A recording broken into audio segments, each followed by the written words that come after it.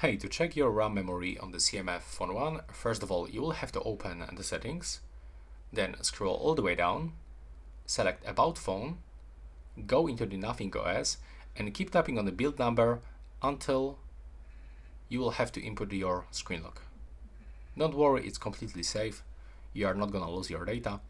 Then go back from this, open the system, scroll all the way down, select the developer options, then tap on the memory, and here we are. You can find average memory in use from last 3 hours, 6 hours, 12 hours, or even 1 day.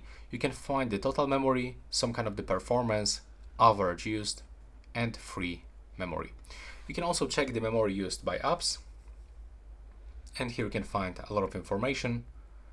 And when you tap here, you can sort by maximum use, and that's it. Right now, please subscribe.